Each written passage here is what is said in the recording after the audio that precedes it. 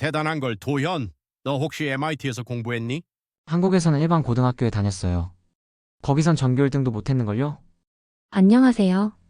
오늘은 세계의 눈으로 바라본 한국의 교육과 문화에 관한 이야기를 들려드리려고 합니다. 미국의 명문 사립학교에서 절대적인 1등을 지키던 한 미국 소녀가 한국에서 온 전학생을 만나며 겪게 되는 놀라운 변화의 여정을 소개해드립니다. 선입견과 편견이 어떻게 진정한 이해와 존경으로 바뀌어 가는지 그 특별한 이야기 속으로 함께 들어가 볼까요? 안녕하세요. 저는 보스턴의 아이비리그 명문고에 다니는 올리비아 벤틀리입니다. 18살이고 우리 학교에서 가장 우수한 학생으로 인정받고 있죠. SAT에서 1580점을 받았고 학교의 모든 영재 프로그램은 제가 독차지하다시피 했어요. 선생님들은 제가 MIT나 하버드 합격은 이미 따놓은 당상이라고 말씀하셨습니다. 솔직히 말하자면 그런 평가에 크게 동의했어요. 제 주변에는 저보다 뛰어난 학생이 없었으니까요. 그날은 평범한 금요일 오후였습니다. 친구들과 함께 교회의 카페에 모여 주말 계획을 세우고 있었죠. 케이틀린이 갑자기 흥미로운 소식을 전했어요. 야, 듣고 있어? 우리 학교에 새로운 전학생이 온대.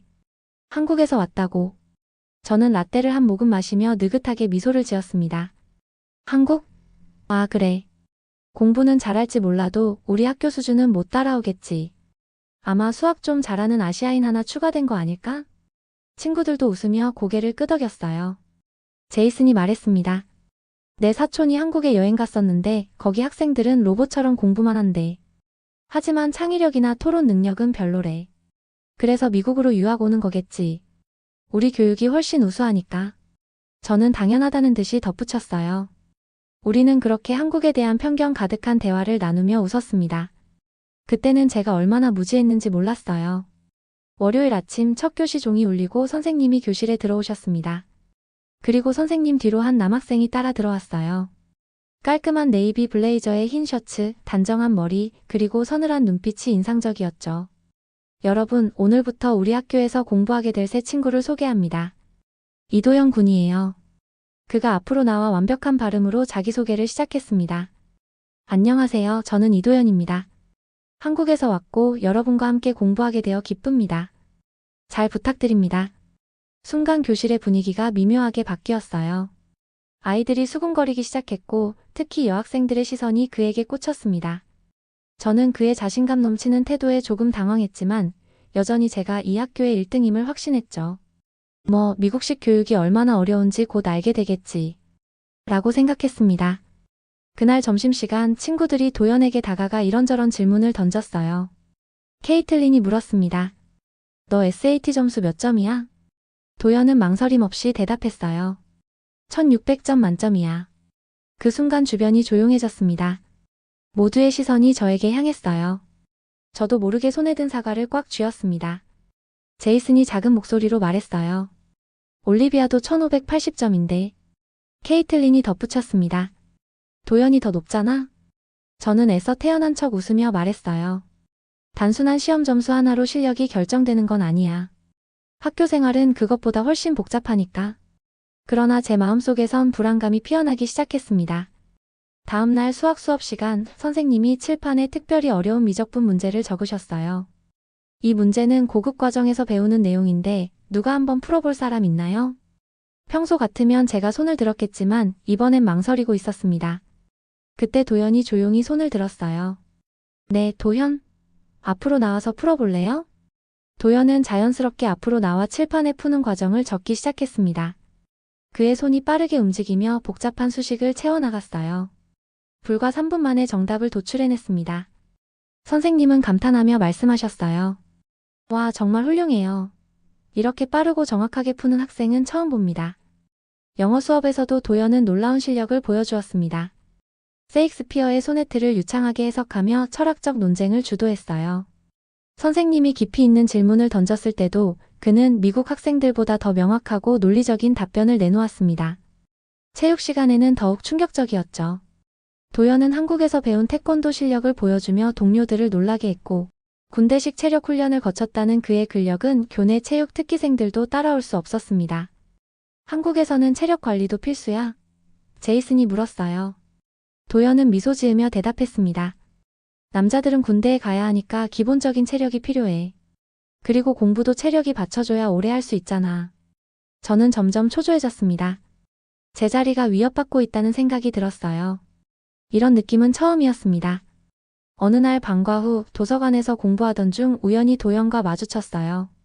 호기심에 그에게 한국의 교육 방식에 대해 물어보았습니다. 한국에서는 보통 어떻게 공부해? 도연의 대답은 제 상상을 초월했어요. 한국에서는 매일 4-5시간 자면서 공부해. 아침 6시에 일어나서 밤 12시나 1시까지 공부하는 게 기본이야. 믿기지 않아 다시 물었습니다. 그게 가능해? 학교 수업만 해도 피곤한데. 학교 끝나고 학원 서너 개 더 가야 해.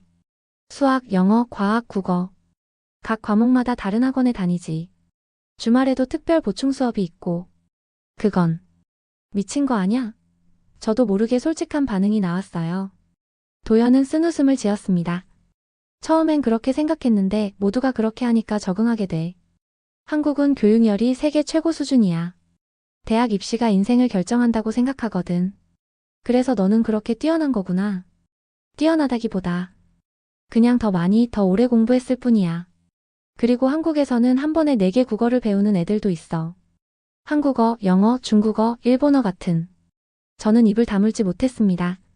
우리는 학교 숙제만으로도 힘든데 너희는 어떻게 그걸 다 해내는 거야? 도연은 이어서 한국의 초고속 인터넷, 첨단 IT 환경, 삼성이나 현대 같은 세계적 기업의 성장 이야기를 들려주었어요. 전쟁의 폐허에서 일어나 세계 경제 강국이 된 나라의 이야기는 정말 놀라웠습니다. 우리가 얼마나 한국에 대해 모르고 있었는지 이제야 알겠네. 기말고사 기간이 다가왔습니다. 저는 늘 시험을 잘 봐왔지만 이번엔 달랐어요. 도연의 존재가 저를 더 열심히 공부하게 만들었지만 동시에 큰 스트레스로 다가왔습니다. 도서관에서 밤늦게까지 공부하다가 어느 순간 책상에 고개를 받고 울음을 참고 있었어요. 그때 누군가 제 어깨를 가볍게 두드렸습니다. 고개를 들어보니 도연이었어요. 괜찮아? 그의 목소리에는 진심 어린 걱정이 담겨 있었습니다. 저는 재빨리 눈물을 닦으며 고개를 끄덕였어요. 그냥 조금 힘들어서. 도연은 잠시 고민하는 듯 하다가 자신의 가방에서 노트를 꺼냈습니다. 이거 보면 쉽게 이해할 수 있을 거야. 내가 정리한 노트인데 모든 핵심 내용이 들어있어. 그의 노트는 완벽했어요. 깔끔한 필체로 모든 중요한 개념과 공식들이 체계적으로 정리되어 있었고 이해하기 쉽게 설명까지 붙여져 있었습니다. 이걸 나에게 빌려주는 거야? 우리는 경쟁자인데. 도연은 미소를 지었습니다. 경쟁보다 중요한 건 서로 돕는 거 아닐까? 한국에서는 스터디 그룹이 일반적이야. 혼자 공부하는 것보다 함께 공부하면 더 많은 것을 배울 수 있거든. 그 순간 저는 처음으로 누군가에게 도움받는 기분이 어떤 것인지 느꼈어요. 고마워. 정말 고마워. 한국 사람들은 공부 경쟁만 하는 줄 알았는데 이렇게 친절할 수도 있네. 도연은 웃으며 말했습니다. 그건 너무 편견 아닐까? 경쟁은 하지만 인간적인 부분을 잊지는 않아. 시험 기간 동안 우리는 함께 공부했어요. 도연은 자신의 학습 방법을 알려주었고 저는 미국 교육 시스템의 특징을 설명해 주었습니다.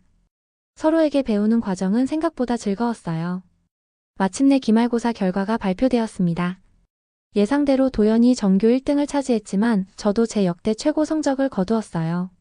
친구들은 놀라워했습니다. 한국 학생이 미국 명문고까지 정복했어. 처음에는 씁쓸한 마음이 들었지만 곧 진심으로 도연의 성취를 축하하게 되었어요. 이제 나도 한국 스타일로 공부해야겠어. 졸업을 앞둔 어느 날 저는 도연에게 제 결정을 알렸습니다. 나 하버드 합격했어. 하지만 서울대 교환학생 프로그램에도 지원했어. 친구들은 놀랐습니다. 너 왜 한국 가려고? 저는 자신감 있게 대답했어요. 한국에 가면 더 성장할 수 있을 것 같아. 그리고 제 머릿속에는 도연이 들려준 한국의 이야기들이 떠올랐습니다. 24시간 편리한 배달 문화, 깨끗하고 안전한 지하철, 세계적 수준의 의료 서비스, 그리고 무엇보다 열정적인 교육 환경이요. 1년 후 저는 정말로 서울대 교환학생이 되어 한국에 왔습니다. 도연은 카이스트에 입학했지만 서울에 올 때마다 저를 만나 한국 생활에 적응하도록 도와주었어요. 어느 날 우리는 강남의 한 카페에서 만났습니다. 저는 장난스럽게 물었어요. 이제 나도 한글 배워야겠지? 도연은 웃으며 대답했습니다. 내 발음은 좀 더 연습해야겠지만 가능성 있어. 내가 미국에서 너를 만났을 때 얼마나 편견에 사로잡혀 있었는지 생각하면 부끄러워. 한국과 한국 사람들에 대해 아무것도 모르면서 판단했으니까. 도연은 고개를 저었어요. 그건 내 잘못이 아니야. 서로를 알아가는 과정이 중요한 거지. 지금처럼. 지금 저는 한국어를 배우고 있고 한국 문화에 푹 빠져 있습니다. 미국으로 돌아가더라도 이 경험은 제 인생을 영원히 바꿔놓을 거예요. 한 사람의 만남이 어떻게 편견을 깨고 새로운 세계를 열어주는지 저는 몸소 경험했습니다. 여러분도 혹시 다른 문화나 사람들에 대한 선입견이 있다면 잠시 멈추고 진정으로 알아가는 시간을 가져보세요. 그것이 세상을 더 넓게 보는 첫걸음이 될 테니까요.